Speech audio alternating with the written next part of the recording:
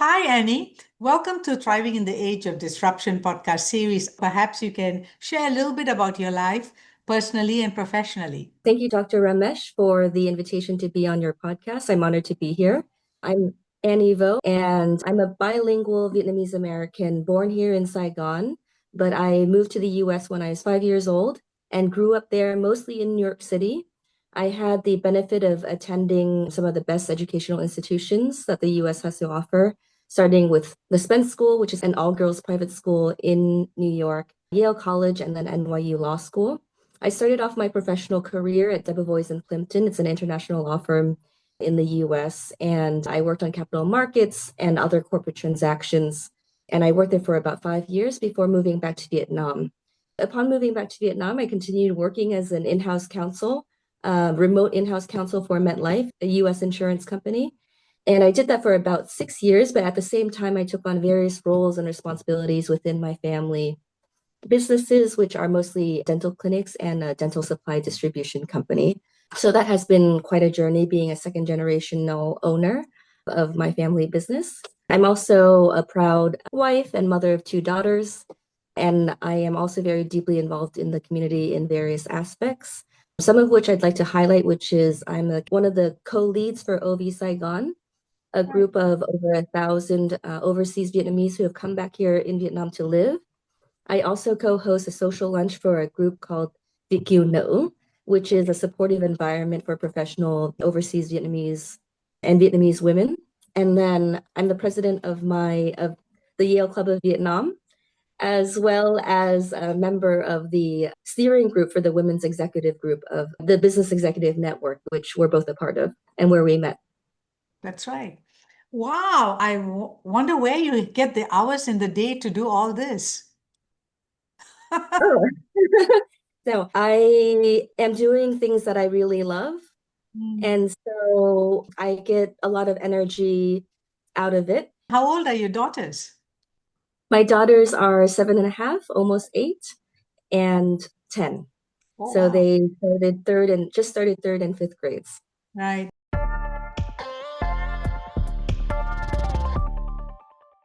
I started this podcast in 2021, and the Yeah. intention then was to give the listeners a slice of life, so to speak, hearing from other change makers like yourself who've had different upbringing, different exposure, different career track, and also Mm, different entrepreneurial pathway. And I'm yeah, really excited that you are someone from family business yeah. because that's a very important area in Vietnam. I call it the tsunami of succession that is happening, right? Mm, The founders are handing over to the next gen, and a lot of them are doing it at the same time. And what's interesting about Vietnam is that most of the next gen, when they start to take over, they may find that their job is to basically steward and nudge the professionalizing of the business and let it be run by professionals, and they take more of an investor and a steward kind of a role in the mm. business. So maybe you can start off by sharing about your journey in being the next gen who's taking care of your family business. Yes, sure. So it wasn't the plan from the beginning.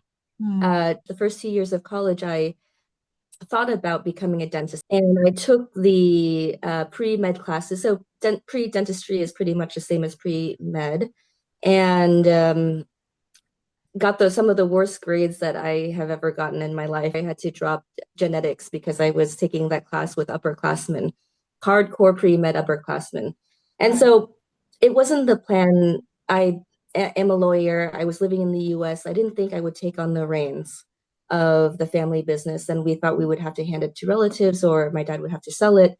But as fate would have it, I met my husband while in college on summer vacation in Australia, and he happens to be a dentist, a Vietnamese, a Lovely. Vietnamese Australian dentist. So after he came to the U.S. to live with me in New York while I was starting off my legal career, and he went to Columbia University. And after 4 years there together, we moved back to Vietnam on what was supposed to be a temporary basis. to stay here while I had my second child. We had our first in New York, came here. My parents were here. I wanted them around to help. And we meant to stay here for a year, year and a half. And my husband and eventually myself to a smaller extent would help out with the family business while here. And Mm. so that year, year and a half has extended to 8 years now. Wow. And we found ourselves becoming more and more rooted here. We get a lot of personal and professional satisfaction from taking on the family business Mm. and moving it forward. So it is my dad's baby. He has been a dentist for 40, 45 years. He founded the clinics 20 plus years, 20, 25 plus years ago. And it's his life work. And I'm an only child. So besides me, it's this other baby. And I feel a lot of pride in taking it on as a family legacy. Not being a dentist, I take on all the other roles besides sort of the clinical aspect. My husband, we're kind of like a two-person team, but I Yeah. feel like we're he brought back a lot of things that he picked up from his international practice in Australia and the US and his postgrad degree at Columbia. It was run as very informally with no written down policies and procedures, but we're putting a lot of that in place. We're kind of upgrading some of the techniques and the materials and the procedures used, and we're keeping everyone to a really high standard. We're also bringing back very Western concepts such as patient autonomy, consent. Communication is key. The old style Vietnamese way of thinking is that I'm the doctor, I'm the expert, you listen to what I say. Traditionally, Vietnamese doctors and dentists can get kind of impatient when you ask them a lot of questions. It's as if you're questioning them, but we're Right. changing that culture and trying to getting everyone to put patients first. We're doing everything sort of very ethically by Western ethical standards as well, but then we're still keeping some aspects that my dad put in place. We view the company as our family, and we value our employees. We put them before ourselves. Yeah. During COVID, we didn't lay anyone off. Differently from my dad, we're bringing it into the modern world by implementing some marketing as well. He was very old school and old fashioned in thinking that marketing is more sort of like selling yourself. Yes. And we need to change that mindset. And that now, with so much marketing, even to be on a even playing field, we need to do some of that in order to get yourself known or heard about or in front of potential customers, right? And so we're putting some of that aspect in place and being on social media, etc. Oh, wow. Excellent. Thank you for sharing that.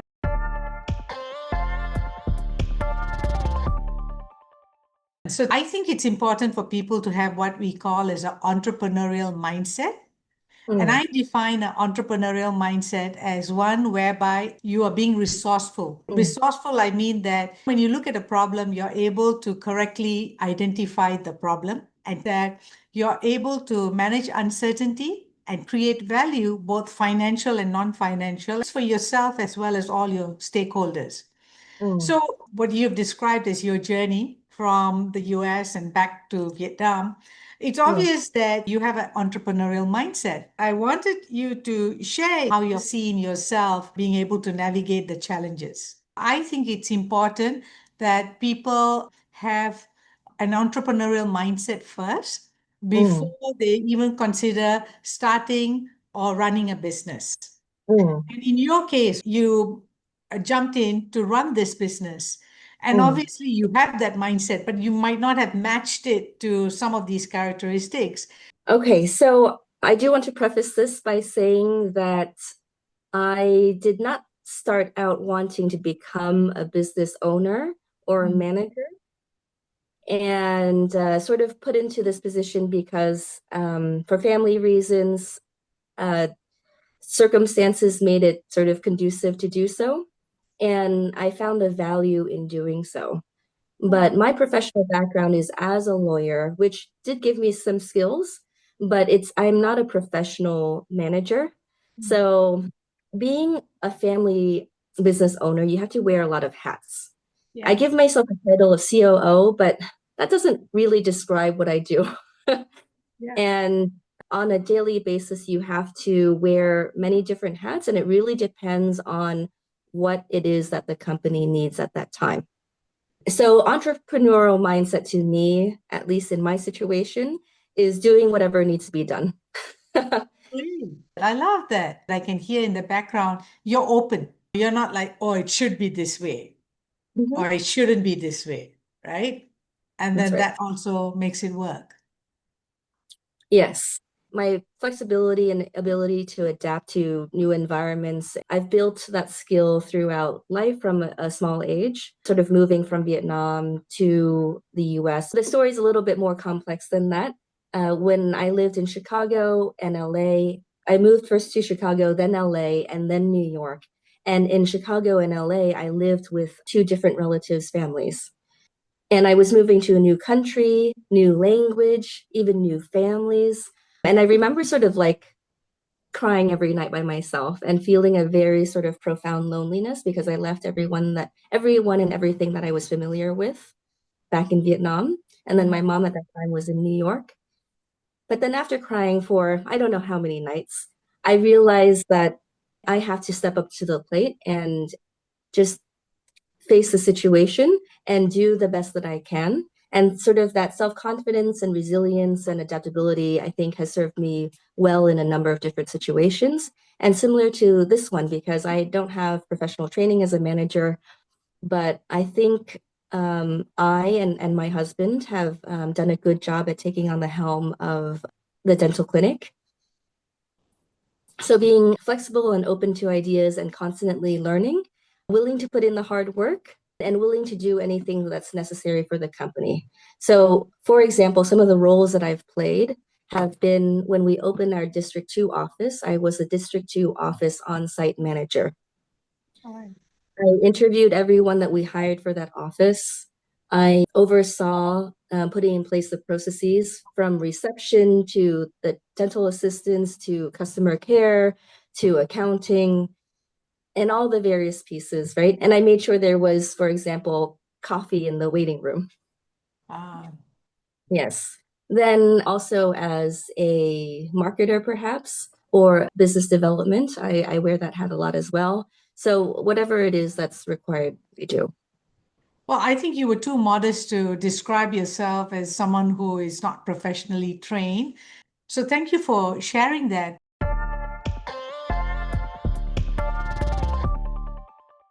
You started to talk a little bit about crisis, and I feel Mm, that crisis ready mindset is the second mindset that is very critical in today's volatile world. mm. Um, And I define crisis as one whereby you have a setback or sometimes a failure. And most times in a crisis, we experience it to be a life and death.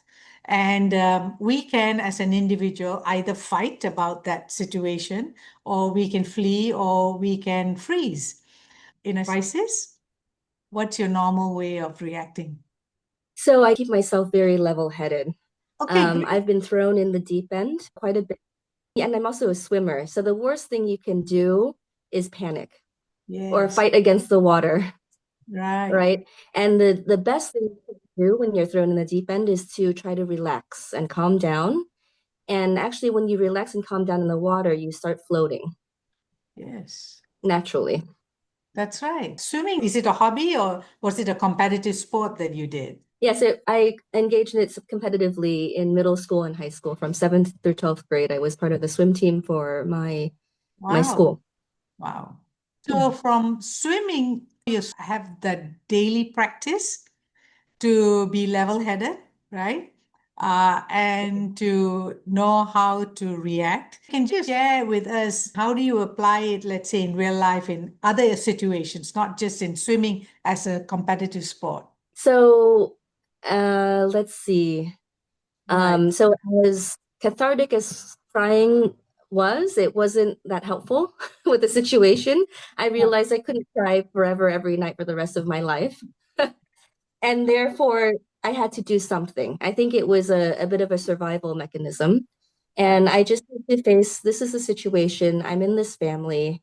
What can I do about it? All right.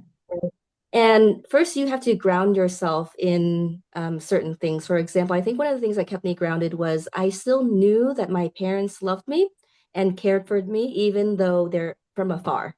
I knew that. Mm. Back then, we didn't have Skype or iPhones or Zoom or anything like that. And so it was a periodic call, long distance call, which were expensive. But I knew and I trusted the fact that they loved me. And so I was grounded in that. And then I realized that reacting sort of emotionally, crying, or if I'm panicked or if I give up, wasn't going to do me any good. So you have to reach in, to sort of down deep into yourself and find the strength just to get up and to face the situation. And so after that, I moved to different schools and different families. And whenever I face a new situation, it doesn't have to be a crisis, it's just new. And for us, sometimes new can make us feel vulnerable. Yes. But I face new situations with confidence and with a smile, even if I have to fake it until I make it. But when you've already overcome certain obstacles in your life and when you've already adapted to new environments and when you've already made friends in new schools or classes, you start to gain that self-confidence. And so little by little that self-confidence and that smile like was no longer fake, but it was real. And I recognize that human connection is the most important. So whatever the problem is, we're all people at the end of the day looking for a connection. And so if you just see the person across from you that way and you reach out, you'll find a connection or a friend or a partner. That's right. What you said is really valuable because when you shared this whole thing about being that little kid on your own with relatives in different states in the US, how Yeah. old were you? So I was 5 to 7 in Chicago, 7 and 8 in LA, and then 9 when I finally moved to New York to live with my mom. Right. And it's difficult for children to process stuff, right? But Yeah. it's interesting that actually you developed your inner resilience during this time. And normally, when we look at inner resilience, we talk about two things. One Mm. is coping mechanism. One of the coping mechanism that used was a self-talk, right? I've got to stop doing this or I've got to do this, and that's quite Yeah. grown up, right? And then the number two thing that I also observed was you've actually over time reframed situation as not as a crisis. Like new doesn't mean anything, right? It's not like good or bad. That was also another interesting thing that you had done. And the third thing is, I'm really amazed how you observe that human connection, right? And that to connecting to somebody, you can create for yourself being grounded again. And it's something that most people struggle with because most times when there's a crisis, they disconnect. Mm. You chose connection, and that allowed you to build your inner resilience. The second part of inner resilience is actually support structure. Yes. So support is really important.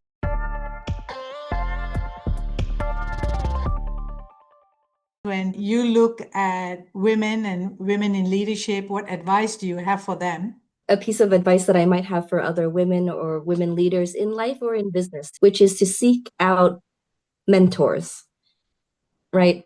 And mentors have been key in my life, starting, for example, with my mom at home.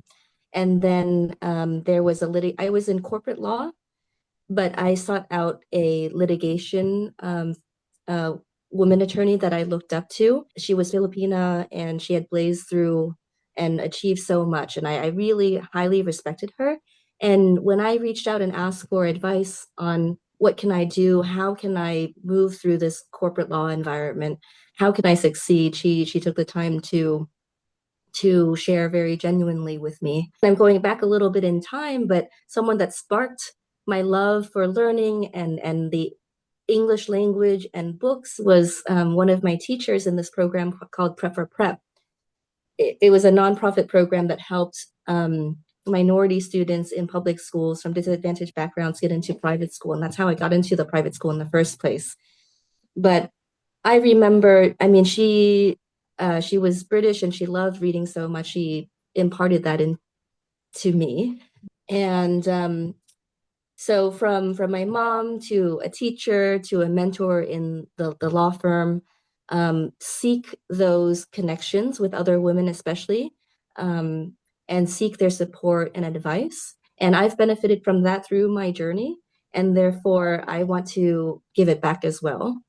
But even if we're at different stages in life, we can still learn from each other and we can still support each other. And so even if I'm older and someone's younger or they haven't had that much experience, you can still learn and help one another. And friendship is a great source of support as well. So I benefited from that and I want to give back. Right. So I have some more pieces of advice. In addition to finding mentors, I have two other pieces of advice. One, put in the hard work. Yes. And two, put yourself out there. Okay. So what does put in the hard work mean? I think everyone has to put in the hard work. Men, women, everyone. I think you have to put in the time in order to gain expertise or mastery or understanding of anything. So put in the hard work. And then, especially as women, our work gets scrutinized more than that of our male colleagues. It's sometimes just the way things are. So it's better not to get caught off guard or be tripped up. And so it's best to be well prepared.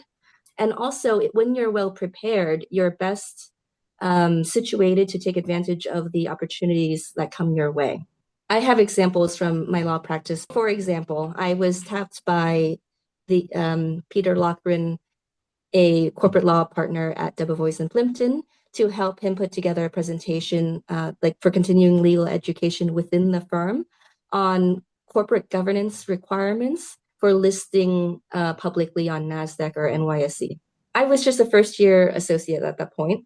And of course, I was very careful with my research and putting together the slides. But I kind of went the extra mile and looked up secondary sources and all that. And I was like deeply enmeshed in this. But my role, at least at the beginning, was to do the research and to prepare the presentation. And then Peter was supposed to present it. Yes. And then the day of comes and something comes up and he's not in the office. And he's like, Annie, why don't you go ahead and do the presentation? I was like, what? So I have to calm down, not panic. Right. And because of all my preparation, I really did honestly know all of this material quite well. And I did the presentation. And I think the fact that I did that well led to other opportunities in terms of legal work down the road with Peter and other partners as well. So put in the hard work and be extra prepared for various reasons. My last piece of advice is to put yourself out there. What does that mean? It means raising your hand. So like I mentioned, I went to Spence, an all-girls school. Yes. And we had very small classes, but it could be anywhere from, four students to 20. Our largest was 20. And everywhere you looked around, everyone who raised their hand in class to say what they think or answer the question or step up to do a project or to lead were girls, were women. The captain of all the sports teams, student government, president of the student government, all of the leadership were women. And I think that was very good for me to see. And I took it for granted. Back then, from 7th grade to 12th grade, I took it for granted because everyone was women, were girls. And then I got to Yale and I realized, wow, the number of students who raise, like of the folks raising their hand who are my male colleagues were most of the people raising their hand, students raising their hands in class were guys. And the girls were shy. We feel like we have to perfect things before we say it. And if you feel that you've done the work, then be confident. Don't sort of self-censor.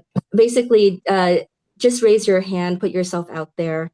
Don't always take the back seat or the role behind the scenes. Put yourself out there to be the one doing the presentation for group projects. Don't just do the work, but put yourself front and center as well so that you can be seen and heard, because it's very important for being recognized for what you did.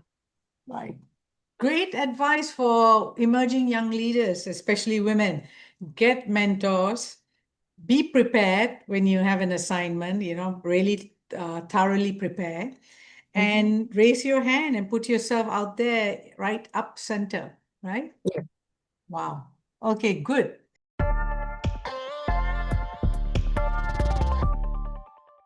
The next question is about spirituality. Where are you in your journey? Right. I usually don't get these types of questions. It's a bit of a more personal question, but I'm happy to answer. So, by faith, I'm Christian, interdenominational Protestant Christian. And this is actually a little bit unusual for a Vietnamese. The vast majority are not Christian. They're sort of Buddhist or non-religious. And then about maybe 10% are Catholics, and then less than 1% are Protestants. So my family on both sides for multiple generations has been Christian. Yes. That's unusual. Yes. And ironically, the fact that I come from a deeply Christian family has made it difficult for me to find my own personal faith and belief rather than just sort of a family or cultural sort of practice. Right. So it's a journey that you really have to go on yourself to make it a personal belief. So I'm glad that you said journey because it really is a journey with ups and downs and backtracks and moments of stagnation.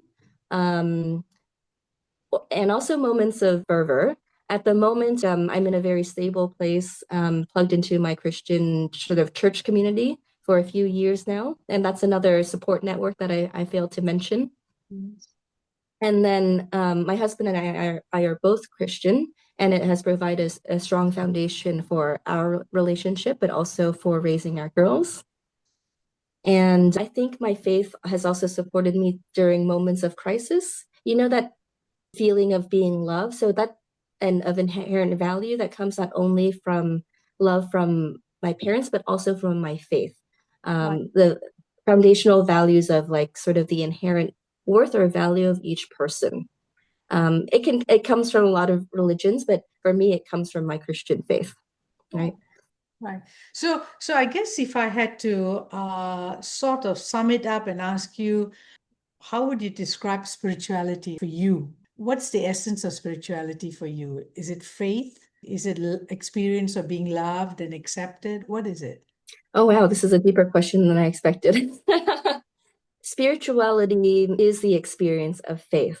Not sure how to define it. So, spirituality just means faith and your experience of that throughout your life. Right. I get that. So it is that relationship, right? Because faith means you have trust, right? Hmm. And how do you endure that in spite of the circumstances? And so there's the ups and downs, and so it's that faith that we keep generating ongoingly. But also the faith in a higher being or in God, and in the fact that in your belief that there is an afterlife, your belief in certain foundational truths about the universe, and that there is good and evil. And my almost sort of experiential, but like you say belief, but like very deep belief and feeling that this is true, Mm. you know, not everything that this is true, that there is good and bad, right and wrong, and belief in a God. Right, great. Thank you for sharing it. Yes, I know it's somewhat personal, but thank you for addressing it. Yeah, maybe that one thing that I wanted to say is that I think it is important for all of us to engage with, these questions of spirituality and faith, whatever our religious persuasion or lack thereof, to ask those deeper questions, like probing questions about maybe the meaning of life, or is there an afterlife? Is there a God? To ask those questions and go on that journey. Mm. Yeah, thank you.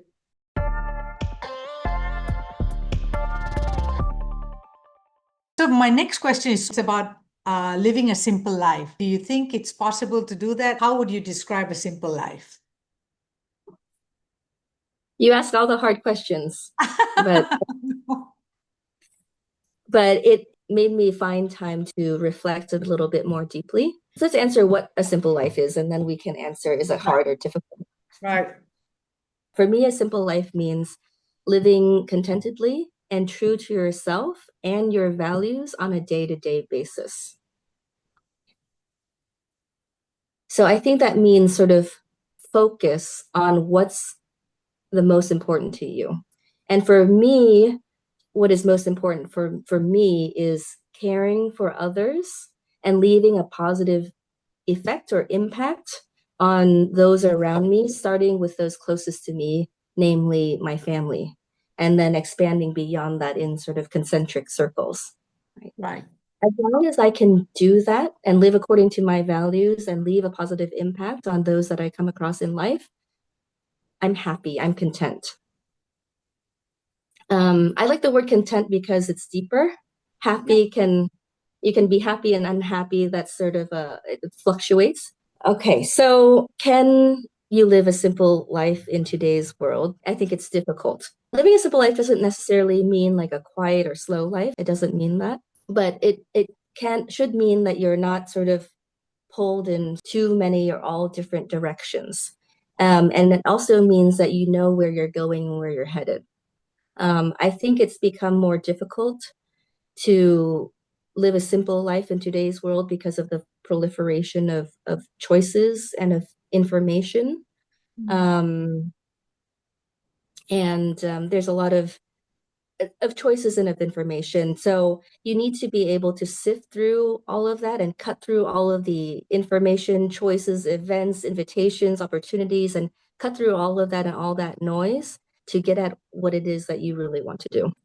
Wow, that's pretty profound. You called out two things, and one is focus on what's important, like what's in alignment to your values. You gave me the example of being a positive impact and caring for others, right? Mhm. So, presumably, it is most consistent with your values. So that's Mhm. the focus. So it's no surprise, therefore, you're volunteering with your alumni group and the returnees and many other kind of care for others, right? The second part of it, are you Mm. fulfilled, right? Am I content with that? And fulfillment or contentment, it can be answered like a yes or no. A lot of people are unhappy because it's like something has to happen outside of themselves for them to say, oh, I'm happy. But actually, in reality, it's the same as contentment because you can say you're happy, right? Yes. The expression of one's ability to assert contentment and fulfillment Mm. is more active than in the word happiness. That's In the right. That's right. It's almost a choice. yes, so that's great. Thank you for sharing that whole conversation with me about simple life.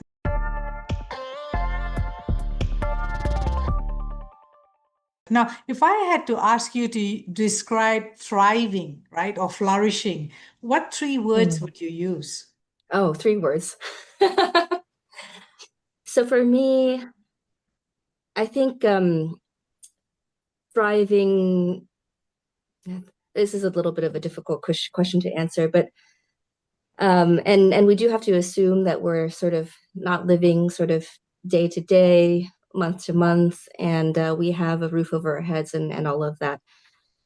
Thriving sort of means being able to live authentically, Mhm. so true to yourself, and being able to maybe self-actualize or pursue self-development, develop your potential and use it hopefully for good or have whatever impact it is on the world or other people or those around you that you want to have.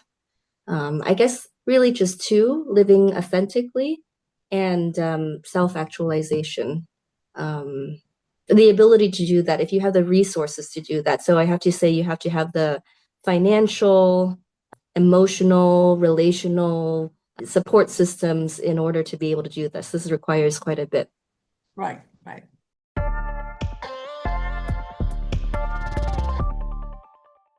Okay. How about sustainability? What's sustainability for you, and how does that show up at work or in your life? I haven't done research or even read a ton about sustainability, and it's like a hot word now. But for me, very simply, sustainability means sort of longevity in your horizon, in your time horizon or your scope. Long-term thinking and consideration in the long term, again, of everyone that's being impacted. So the word there would be stakeholders. Yes. But the key word is longevity and considering the impact on everyone that is involved. Mm. Mm. Oh. So yeah, so I apply this a lot to sort of all the realms and sort of I think a lot of aspects in my life.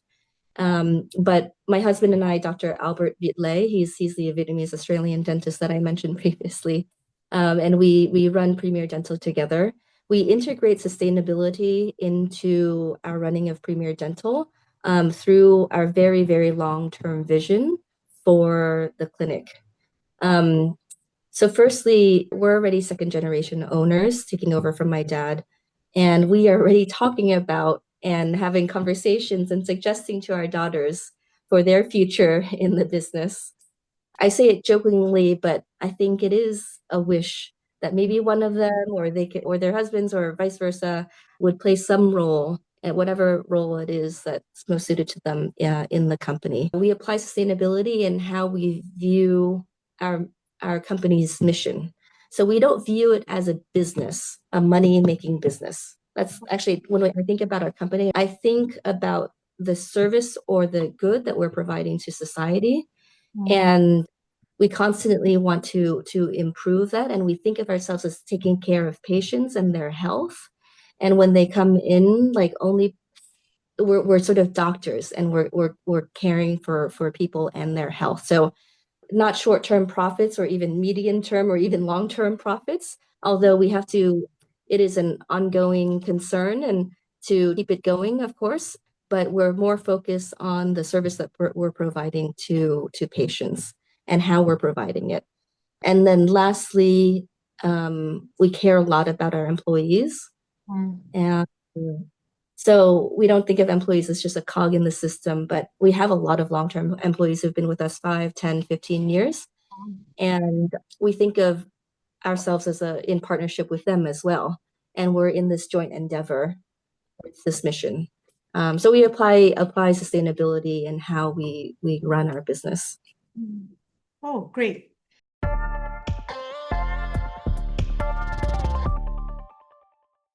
And now I like to sort of come back to the last question, which was about family business. And what are your thoughts about the future of family businesses, especially from your contemporaries, from the Yale Club, or even your experience of working with your husband now? What works and what doesn't work? Okay, let me try to think about how to phrase this. I think for those that are in a position to possibly take on a role in their family business, I am very happy that I considered it and that I took on the role, and it's very rewarding. And I also benefited a lot from what my dad already put in place, a great foundation, a company that has been profitable for and in business and profitable for 2 decades, 15 years when we took over. And also, he's handing it off to me and my husband. And so he's teaching us all the secrets, trade secrets, giving us all the relationships, sharing us wholeheartedly the hard-earned experience and wisdom that he's gained through the years. And so I think for those, the younger generation who are in a position to take over, I have a lot of conversations with my fellow overseas Vietnamese or other Yale alums or women, especially overseas Vietnamese, especially if they're coming back and maybe they still have family or their parents have been here. They very likely have a family business, but it's almost a knee-jerk reaction to say, I want to uh, do my own thing or blaze my own path. And then there's a hesitancy of mixing business and family. And I don't want to have to sort of work with or for my parents. There are difficulties there, but I think they're worth trying to work on in order to continue the family legacy and for the benefits. I tell my friends or my colleagues who say this, and I also tell my daughters too, work for an outside company or for someone else, there's going to be another boss, and they're not going to sort of try to groom you to be the next leader. You have to really fight for that to go up the corporate ladder. And you might not have access to that mentorship and advice and support and free sort of sharing that you would get from your parents. So something to consider. I think that this is a pain point for a lot of businesses in Vietnam, unlike Korea or Japan, where you've got multi-generational companies. And a lot of the leaders of these companies and families think super long term, many generations down the line. For Vietnamese families, when it comes to the transition, they don't think that long term, or they just want to set their kids up for a career abroad or to do their own thing. It's a real sort of pain point. So succession planning, if Vietnamese family businesses can do that and successfully do that, I think we can grow quite a bit. Mm. Wow, great. Thank you for sharing that. And I think it's an important area, and that's why in our work, 80% of our work is actually with family businesses and the next gen, Yeah. and it's supporting them to bridge the gap in terms of succession. The founders have their issues, and the next gen have their issues, but if they don't get talking and connecting, Yes. then we lose the opportunity to transfer not Mm, just wealth, but transfer some economic activity and something which is valuable in terms of skill mm, as well as legacy to mm. other people that could have actually been done. So I would hate for that to be lost. So that's my Yeah. mission.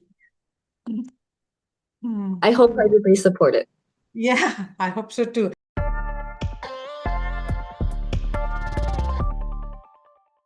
Okay, these are some fun questions. The Mhm. first one, what's your favorite book?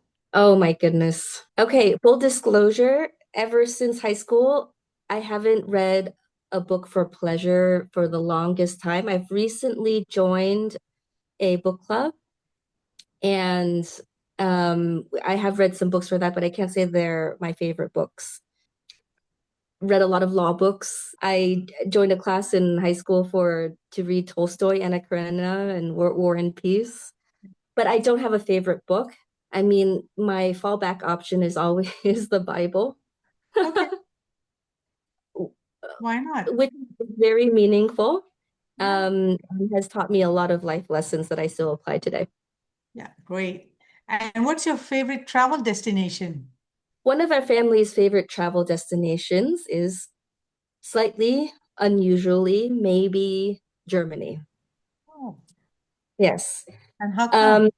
That's a good question. I think we were looking to go to Europe when we were in New York and looking for cheaper destinations to go to, or Right. like cheaper flights. And Frankfurt was one of them. And we ended up loving it. The romantic road, Neuschwanstein, which is the castle that is the real life sort of basis for the Disney castle. And everything was just so relaxed and beautiful and well kept, and we fell in love with it. Yeah.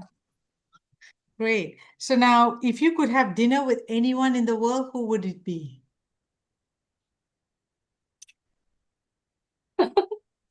Why do you have such difficult questions, Dr. Ramesh? Ah, it's okay. I guess you have many people you like to invite. Let's see. Maybe Mother Teresa. Hmm, nice. I want to hear Mother Teresa, her sacrificial life. I like, does she feel like it's been a sacrifice? There's so much to learn from her. I look up to her for inspiration. Great, great. And if you could have any superpower, what would it be? If I could have a superpower, and I'm not sure I would want it to have it. I think reality might be different than what we think. Right. Um, mind reading. Ah, okay, I got it. Yes. Um, I think it would be, yes. I think it would, I would love to know what people truly think and feel, thoughts, like the human mind. I mean, when I read the news, I gravitate towards articles on psychology, and I've taken some courses, and it's just really rich and deep and stuff, but also can also be very scary. So I that's why I don't really know if I want the superpower or not, but I kind of do. Okay.